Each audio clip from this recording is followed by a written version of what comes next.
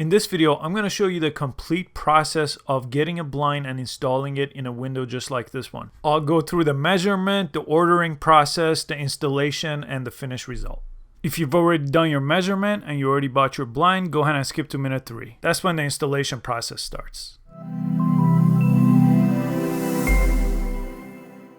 The very first step is getting a measurement of the height and the length of the window so you could order the blind that fits perfectly. I already know the type of blind I want because I used it in other windows in this house, but regardless, you need the measurements first. So go ahead and measure the length and then the height and then write that down.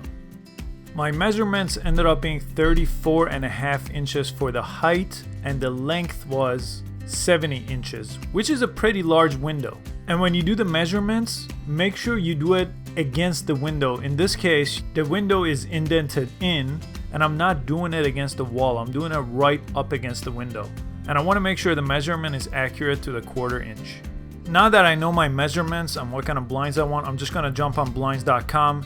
Now, I don't work for blinds.com, and this is not a commercial for blinds.com. I just happen to buy all my blinds for my house from blinds.com, and I really like it. And I like the fact that if you don't get the size right, they have a guarantee to make sure it fits okay. So I've been using them, so that's what I'm recommending. I do have an affiliate link to their website, so I'm going to put that in the description. So if you do want to help out this channel, go ahead and use that link and buy your blinds from them.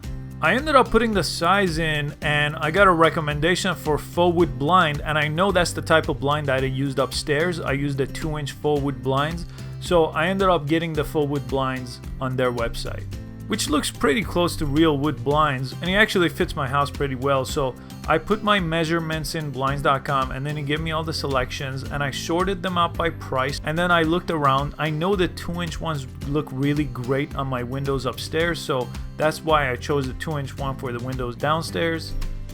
And I know I wanted the light color, so then I chose the color, and then I finished my order from them.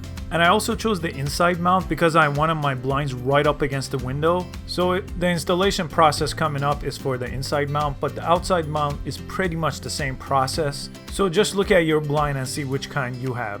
There's a few more options here, like how you lift your blind, how you tilt your blind. So if you're in the shopping process, go ahead and look through these, choose the one that fits you best.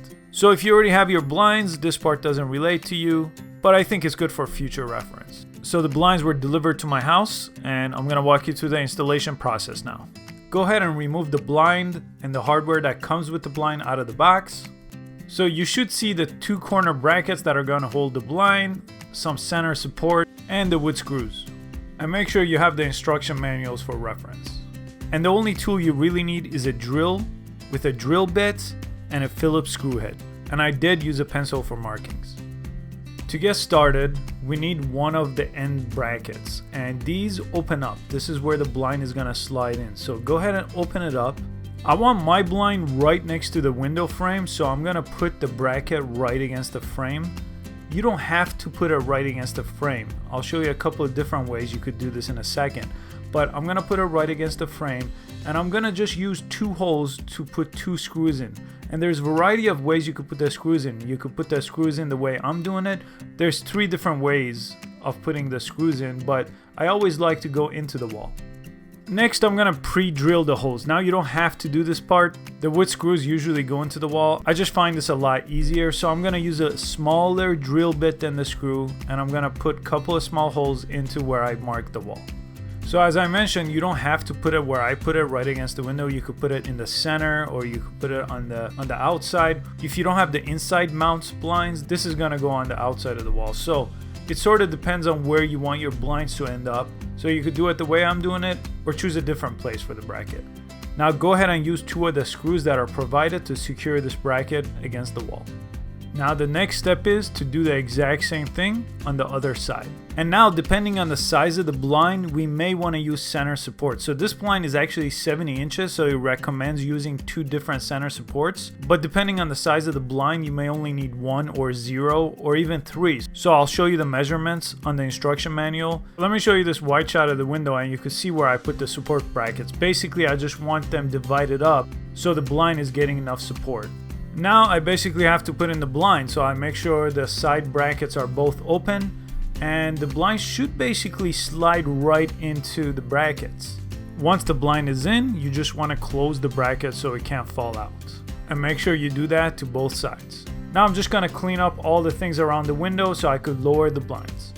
Now depending on the kind of option you chose for your blind, your tilt control might be a little different. So in this case, this is the type of tilt control I chose, so I'm going to make sure I install that. Some blinds won't have this process and the tilt control is pre-installed, but in this case I'll just have to put this in order to be able to tilt the window and close it.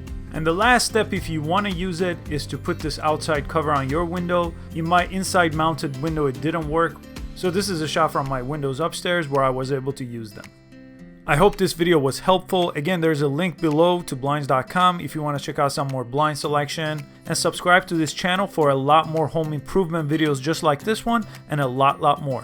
Thanks for watching and see you on the next video.